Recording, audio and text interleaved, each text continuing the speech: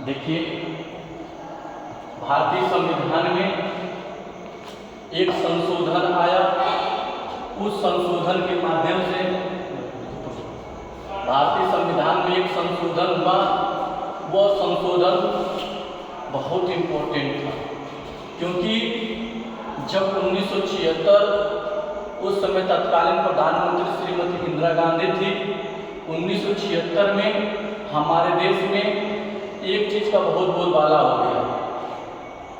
हमारे देश में धर्म का बोलबाला, यानी कि हम इस हिंदू धर्म में हैं, आप मुस्लिम धर्म में हैं, तो हम आपस में कट्टरता अपना लिए। जातियों में बोलबाला हो गया, हम इस जाति के आप इस जाति के, जातियों में आपस में टकराव हो गया। धर्म जाति आपसी जो सौहार्द था बहुत तो आपस में बिगड़ गया था। और बिगड़ने के बाद देश की हालत बड़ी अजीब हो गई थी।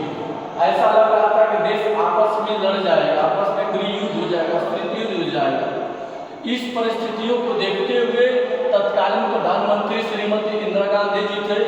उस समय संविधान में संशोधन का प्रस्ताव रखा गया। सभी लोग एकमुश्त होकर के संविधान में एक प्रस्ताव रखा, इन सब चीज़ों को लाया जाए जिससे कि समाज में समानता उत्पन्न हो, जिससे समाज में भाईचारा उत्पन्न हो, देश में समानता उत्पन्न हो, भाईचारा उत्पन्न हो, धर्म में सौहार्द पैदा हो, एक धर्म दूसरे धर्म से टकराए न, एक धर्म दूसरे धर्म की बुराई करे न, एक जाति दूसरे जाति से टकराए न। तमाम प्रकार की जो बुराइयां थी उनको समाप्त करने के लिए 1976 में यह 42वां संशोधन का फैसला लिया गया। जो यह 42वां संशोधन है, बहुत ही इम्पोर्टेंट संशोधन है। इस संशोधन में तय किया गया, क्या जोड़ा गया? इस संशोधन में तय करके यह जोड़ा गया कि समाजवादी शब्द को लाया गया, जिसको समाजवादी का तात्पर्य बताया गया। समाजवादी का मतलब होता है समानता। समाजवादी का मतलब होता है जो ऊंच नीच की खाइयाँ हो बराबर हो, जो खाइयाँ बनी हुई है उसको पाटा जाए, पाट करके बराबर किया जाए। समाजवादी शब्द इसलिए संविधान में लाया गया। समाजवादी शब्द इसलिए लाया गया जो एक दूसरे के सामने आपस में बैठ नहीं पाते हैं, उस समाजवादी शब्द इसलिए लाया गया कि सभी लोग एक साथ बैठ करके आपस में राष्ट्र के प्रति क्या करेंगे? विचार करेंगे। परिवार के प्रति क्या करेंगे? विचार करेंगे। समाज के प्रति क्या करेंगे? विचार करेंगे। इसलिए समाजवादी शब्द को 42वां संशोधन में जोड़ा गया। दूसरा शब्द था धर्मनिरपेक्षता। धर्मनिरपेक्ष को इसलिए लाया गया क्योंकि उस समय कट्टरता ज़्यादा हो गई थी। हर धर्म में कट्टरता ज़्यादा हो गई थी। जो धर्म मजबूत पड़ता था, कमजोर धर्म के लोगों को तोड़ करके अपने में जोड़ने का प्रयास करने लगा था। प्रलोभन देकर के इस धर्म से उस धर्म में परिवर्तित कराने लगा था। कारण क्या हुआ? इस तरह से आपस में एक धर्म दूसरे धर्म लड़ने लगे। क्या होने लगे? लड़ने लगे। जब लड़ने लगे, अगर देश में ही अगर लड़ाई शुरू हो जाए तो हम बाहरी शक्तियों से कैसे लड़ पाएंगे? इसलिए धर्मनिरपेक्ष शब्द को 42वें संशोधन में जोड़ा गया। अगर ये दोनों शब्द नहीं जुटते, क्योंकि भारत ही ऐसा देश है जहाँ छुआछूत की भावना थी, जहाँ अस्पृश्यता थी, जहाँ जातियों का बोलबाला था, जहाँ बड़े लोग बड़े होते जा रहे थे, धनी लोग धनी होते जा रहे थे, गरीब लोग गरीब होते जा रहे थे।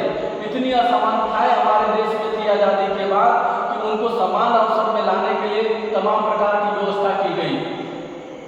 जो पिछड़े थे उनको 27% आरक्षण दिया गया, जो दलित थे उनको 21% आरक्षण दिया गया, जो एसटी थे उनको 3% आरक्षण दिया गया। इस तरह करके सबको आरक्षण इसलिए दे दिया गया कि सारे लोग एक समान, यानी कि समाजवादी में सारे लोग एक धागे में पिरो जाए। जो हमारे देश में खाइयाँ बनी है वो खाइयाँ क्या हो जाए? बराबर हो जाए। इसलिए समाजवादी शब्द को जोड़ा गया। आज भी देख लीजिए गैर बराबरी, आज भी देख लीजिए बहुत सारे जगहों पर आज परिस्थितियाँ क्या हो गई हैं। आज हमको नौकरियाँ जो समान तरीके से मिलती थी, आज हमको बहुत कठिन हो गई है। आज हमको जो बराबर करने के लिए जो आरक्षण भी दिए गए थे, वो भी आरक्षण में भी घोटाला हो रहा है। जिस प्रकार से आप देख लीजिए, तत्कालीन जो हाईकोर्ट का जो जज थे, उन्होंने 69,000 में विसंगति घोटाला बताया। इतनी बड़ी घोटाला था कि उन्होंने यह कहा कि इस भर्ती को निरस्त करके फिर से सूची बनाई जाए। तो सोचिए कि आज की स्थिति में कानून बनने के बावजूद भी इतना बड़ा घोटाला हो रहा है, तो जिस समय कानून नहीं रहा होगा तो क्या कितना घोटाला होता रहा होगा। उस समय हम जैसे लोग कहाँ रहते होंगे। तो इसलिए प्यारे बच्चों, इसमें समाजवादी और धर्मनिरपेक्ष को जोड़ा गया ताकि सभी लोग, सभी धर्म एक समभाव हो, सभी जाति के लोग एक समभाव हो, एक साथ उठे बैठे। कोई भी आपसे पूछेगा तो आप बता देंगे, ठीक है। अब आपका अगला लेसन है स्थान और काल के अनुसार शिक्षा के उद्देश्य। देखिए, हम अलग अलग जगहों पर हम शिक्षा लेते हैं, हम अलग अलग समय पर शिक्षा प्राप्त करते हैं, सबका उद्देश्य अलग अलग होता है। जिस तरह से अगर हम मस्जिद में जाएंगे स्थान बदल करके तो वहाँ हम दुआ करेंगे, वहीं पर अगर गिरजाघर में जाएंगे स्थान बदल करके तो हम प्रार्थना करेंगे, वहाँ भी शिक्षा मिलेगी। समझ रहे हैं ना। हिंदू धर्म में आएंगे पूजा पाठ करेंगे, स्थान का अंतर हो रहा है ना। सभी लोग एक ही व्यक्ति को याद कर रहे हैं जो ईश्वर है। क्या है? ईश्वर है, नाश्वर है, उनके कोई अस्तित्व नहीं है, अस्तित्व शरीर का कोई अस्तित्व नहीं है। सभी लोग मृत्यु कर रहे हैं, लेकिन स्थान का फर्क है। सभी लोग अलग अलग जगहों पर अलग अलग तरीके से उनको याद करते हैं। उसी तरह से शिक्षा में भी है, उसी तरह से शिक्षा में भी है।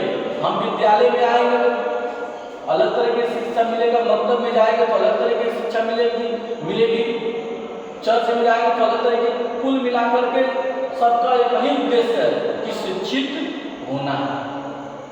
सबका एक ही उद्देश्य है, क्या होना? शिक्षित होना। लेकिन बस तरीका अलग अलग क्या होता है। ठीक है। अगला लेसन हमारा है स्थान और काल के अनुसार शिक्षा के उद्देश्य। इसको और थोड़ा सा कल हम डीपली से पढ़ेंगे, ठीक है। धन्यवाद।